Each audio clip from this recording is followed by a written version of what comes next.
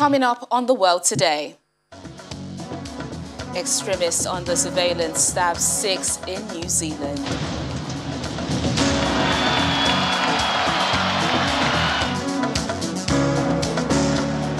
Taliban prepares to announce government as Western leaders say they won't recognize their regime. Plus, 12 people killed in Democratic Republic of Congo from Angola toxic mine leak. Hello and welcome to the program. I'm Teniola Shobowale. We begin in New Zealand, where the police have shot and killed a man after he stabbed and wounded at least 6 people in an Auckland supermarket. Prime Minister Jacinda Ardern says the incident was a terrorist attack carried out by a Sri Lankan man who was under police surveillance.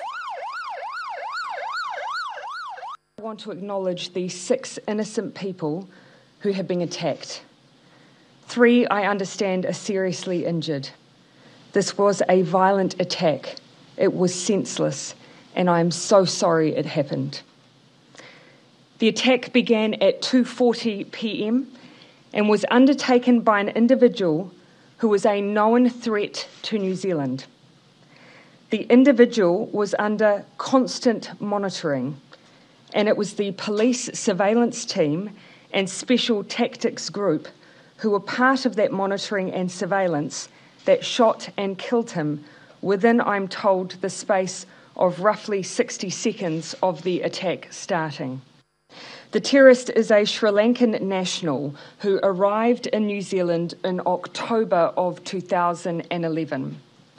He became a person of national security interest from 2016. Out as soon as possible. Thank you. So the situation in Afghanistan now, according to reports, the Taliban is close to forming a government as it faces domestic and international pressure to rule Afghanistan with greater tolerance, especially on women's rights. Reuters news agency is quoting unnamed Taliban sources as saying that one of the group's co-founders, Mullah Baradar, will lead the new government. Baradar, who heads the Taliban's political office, will be joined by Mullah Mohammed Yaqub, the son of late Taliban co-founder Mullah Omar, and share Mohammed Abbas in senior positions in the government. In its latest update of when Afghans could expect a government to be announced, a Taliban spokesman said it would happen on Saturday at the earliest. Meanwhile, thousands of Taliban fighters are taking on resistance forces in the last province resisting the Islamist takeover. Reports say there's been fierce clashes around Panjshir Valley. The resistance includes former Vice President Amrullah Saleh, former Afghan security force members, and local militias. Panjshir is the only province that has not fallen to the Islamist group, and thousands of opposition fighters are believed to have massed there. It's a short distance to the north of Kabul and has traditionally been a center of resistance to the Taliban. In the meantime, as the Taliban prepares to announce its government, several Western powers have said they will not recognize their government. EU Foreign Policy Chief Josep Borrell says the bloc will engage with the Taliban subject to strict conditions, but that does not mean the bloc is recognizing a new Afghan government. Borrell also says this engagement would increase depending on the behavior of the government and would only be to support the Afghan people. In order to support the Afghan population, we will have to engage with the new government in Afghanistan, which doesn't mean recognition. It's an operational engagement. And this operational engagement will increase depending on the behavior of this government. We will judge the behavior, and so will engagement, according with the commitment of the Afghan government for Afghanistan not to serve as a base for the export of terrorism to other countries. Second, the respect for human rights, in particular women's rights, the rule of law, and freedom of the media. And the last benchmark will be the fulfillment of the Taliban commitment about the departure of foreign nationals and Afghans at risk who wish to leave the country, in line with what's already decided by United Nations Security Resolution.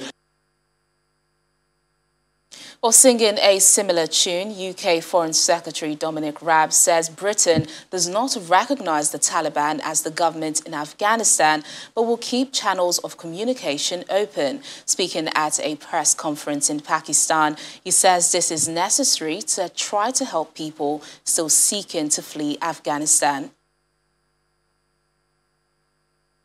That we're taking is we don't recognise the Taliban as a government. Actually, the UK doesn't engage in the practice of recognising governments as opposed to states. But we do see the importance of being able to engage and have a direct line of communication. And the reason being is clearly there are a whole range of issues that need to be discussed, including, first and foremost at the moment, the question of safe passage of British nationals and our so-called Arab workers, the Afghans who work for the UK government. And I would say more generally, the Taliban has made a series of undertakings, and some of them are positive at the level of words, but we need to test them and see that they translate into deeds. Can't do that unless we have at least some channel of dialogue. We will be shouldering our humanitarian responsibilities. We've increased our aid budget for Afghanistan this year to £286 million, and we will also be supporting those countries who face the greatest demands for those who may be displaced in the weeks ahead. For NATO Secretary General, he says the alliance would seek to evacuate more vulnerable Afghans and maintain contact with the Taliban, but that Afghanistan's new rulers would have to show themselves worthy of aid and recognition. Jens Stoltenberg says diplomatic recognition would be discussed among NATO allies, but would be determined by a new government's actions, including making good on their promises to prevent Afghanistan being a safe haven for international terrorists, on human rights, especially the rights of women, and on free passage. While the likes of the EU, US and the UK have set out strict conditions for the Taliban, Russia and China have both indicated a softer stance. Russian President Vladimir Putin says there would be no political force to talk to directly if Afghanistan breaks up as a country, and calls for joint efforts to decide about legalizing a political force there. He made the comment at a forum where he was asked if Moscow would recognize the Taliban government. The Taliban is formally recognized as a terrorist group in Russia. Meanwhile, President Putin says that the US withdrawal from Afghanistan is a catastrophe and has caused a humanitarian disaster, showing lessons have not been learned from previous US-led interventions. He says that attempts by Western nations to impose democracy by force are bound to fail. Sanctions, he says, whether against Russia or other countries, is the continuation of the same failing policy.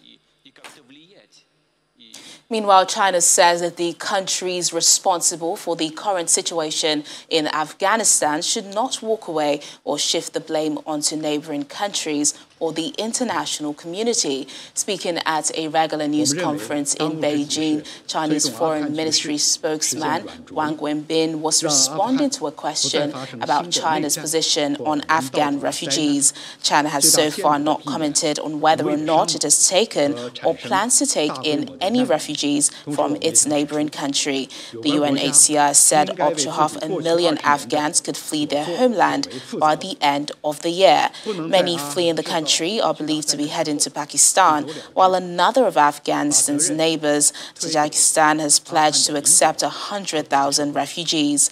Dozens of countries, including the US and the UK, have pledged to take in Afghans fleeing the Taliban.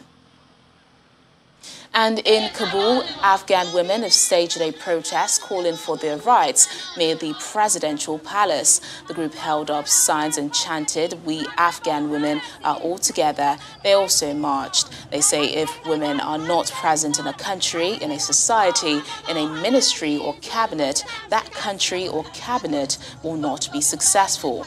The Taliban enforced a radical form of Sharia or Islamic law, in particular oppressing women, when it ruled in 1996 to 2001. This time around, the movement has tried to present a softer face to the world, promising to protect human rights and refrain from reprisals against old enemies.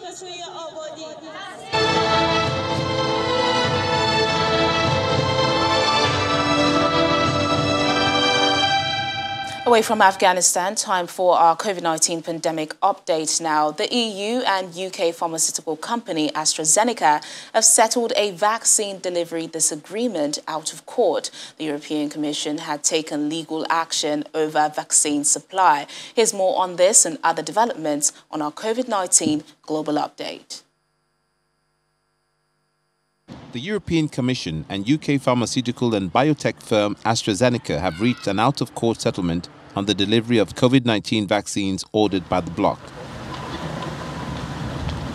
The European Commission had taken the company to court for not upholding its end of a contract to supply COVID-19 shots. Today, the European Commission and AstraZeneca have reached a settlement agreement which will put an end to the pending litigation cases before the Brussels court.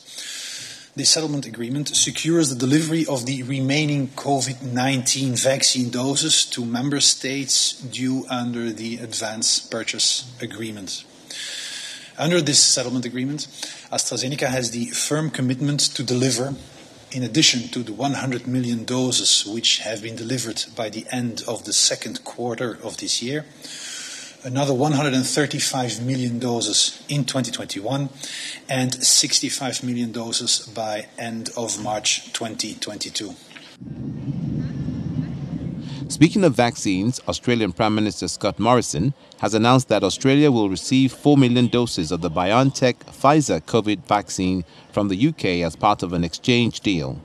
The announcement comes as Australia's New South Wales reported its highest number of new cases and deaths despite being under strict lockdown measures for the last 10 weeks. And so on a difficult day like this, it's important to bring hope.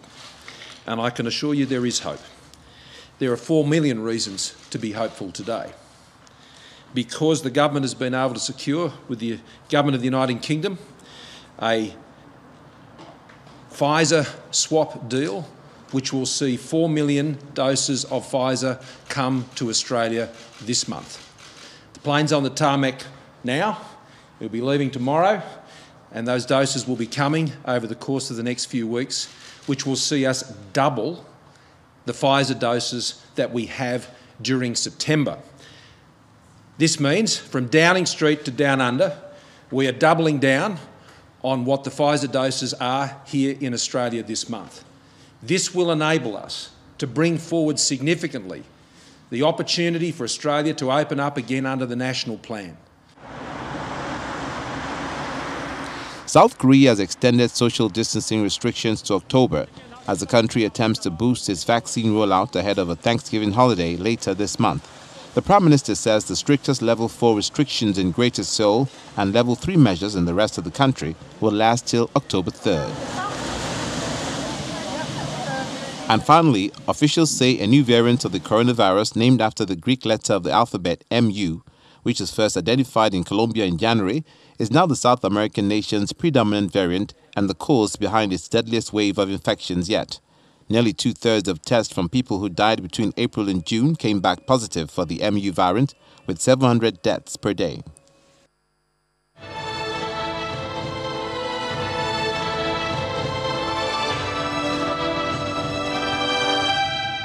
Still to come on the programme.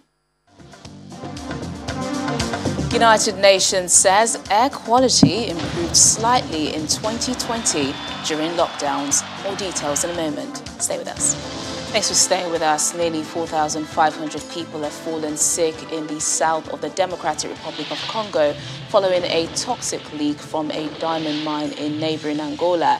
Authorities say at least 12 people have died. The Democratic Republic of Congo says it would ask for repatriations for the damage caused, but did not specify an amount. In the meantime, there's been no response so far from the mining company. Last month's leak from a reservoir containing heavy metal byproducts caused a river to turn red, killing marine life.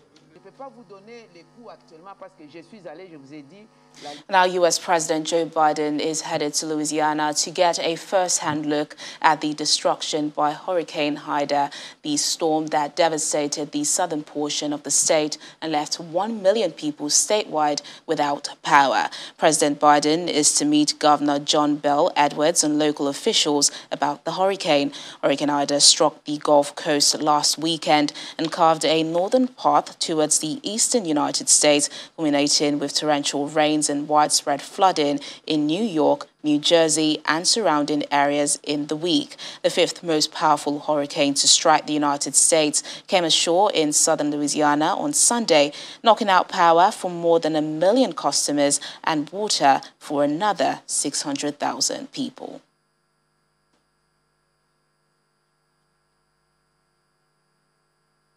Our Washington, D.C. correspondent Maria Bird joins us now for more on this. Maria, just give us an update on the rescue and cleanup operations. Still in a rescue mode, specifically in the Northeast, in New Jersey and New York areas. We're definitely rescuing still individuals because we still see very high flood areas and still having to boat to certain communities to ensure there's no one in those homes that might be stranded. And so we are still in a search and rescue mode in the Northeast. Louisiana, less of a search and rescue mode because they have done a lot of searching there thus far, but we would not be surprised and it would not be unexpected if there were still individuals that were found as a result of the devastation. So we are hopeful that the death count does not increase over the next few days, but it is definitely likely and potential that we could see more individuals that have passed on due to this devastation in both the Northeast and the Gulf Coast regions of the U.S. Any idea the extent of the damage in these areas, and are local services back and running now? Well, we still know that there is limited service on the subway trains. The actual train that goes between Washington and Boston, the Northeast region for Amtrak, is back in service today, but it is not at the full extent as it's been obviously prior to this storm. We are expecting that some of the actual bus services that run along these regions are also being impacted and are not working at full capacity. The greatest issue at this time is that the infrastructure in the U.S. has aged so much, and so it's very hard to quickly bounce back after these types of storms and this type of calamity to many communities. President Biden is expected in Louisiana today. Last night, he cited the heavy rainfall and wildfires as signs that the country is dealing with a climate crisis. Has he said anything in regards to the White House's response to the damage caused by Hurricane Ida and the climate crisis in general? Well, we are definitely expecting a little bit later today, probably close to the 4 or 5 o'clock hour on the Eastern Standard Time, to hear from him, have some sort of a press conference to announce exactly what his plans will be after he sees what's happened. We can guarantee that much of the infrastructure funding that obviously has been the highlight of the news since the beginning of his administration will definitely be allocated probably immediately toward these regions of the Gulf Coast and Northeast to address some of the failing infrastructure concerns. We know that the Gulf region, after Hurricane Katrina, there was a great emphasis and a great financial investment in putting the levees in place. But we know that was just the beginning of being able to be prepared for these types of storms. There's still additional infrastructure that needs to be built to ensure this doesn't happen. But you mentioned climate change and climate control. We know that former Vice President Al Gore has been a huge proponent for the last 20 years on the climate issues that exist. And so we will definitely be seeing the Environmental Protection Agency in the U.S. beginning to do more work in that area to try to look at ways to reduce the carbon footprint And this is going to be a global effort because obviously the U.S. Is suffering from this currently, but this is going to be something that the entire world is going to have to buy into so that we all can see some climate change and seeing some things that, as you mentioned, wildfires and obviously these floods. But more importantly, I think the U.S. government is going to work to try to improve the infrastructure to be prepared in the interim. All right then, Maria, we appreciate the update. Do stay safe. Thank you for having me. Away from the United States, German Chancellor Angela Merkel has told victims of the deadly July floods that they would not be forgotten. Merkel was speaking during a tour of Altena, a village badly hit by heavy rainfall and flooding, which took many towns in western and southern Germany by surprise, despite extreme weather warnings. More than 180 people died in Germany's worst natural disaster in more than half a century, and the German government and the federal states have agreed on a flood recovery fund of 30 billion euros. Merkel, in power since 2005, plans to stand down after the September 26th parliamentary election.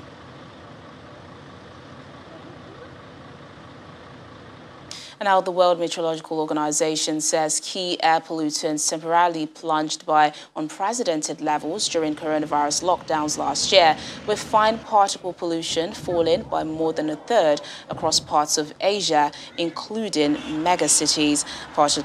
Particulate matter fell by up to 40% across Africa, South America and Southern Asia, and by smaller amounts in parts of Europe and North America. Air pollution is the single greatest environmental risk factor for premature death globally, and World Health Organization data shows it claims some 7 million deaths across the globe each year.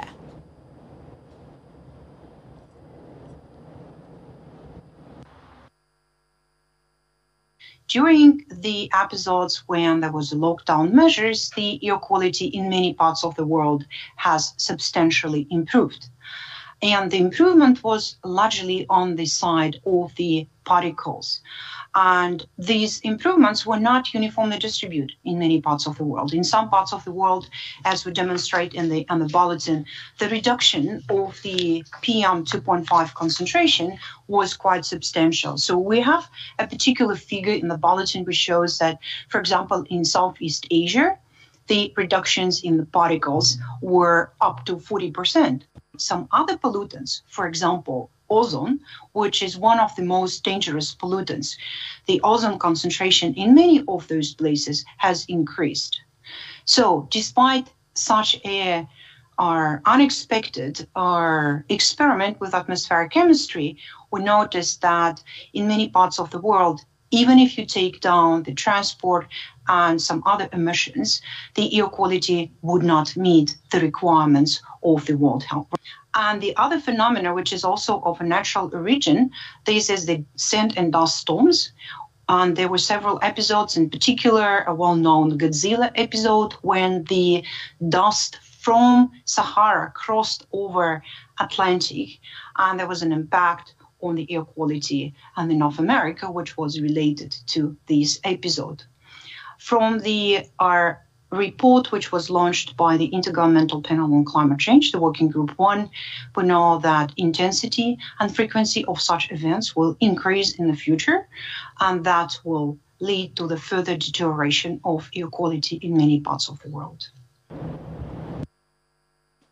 And that's the program today. Thank you so much for watching. I'm Tenyola Shoboale. Have a lovely weekend.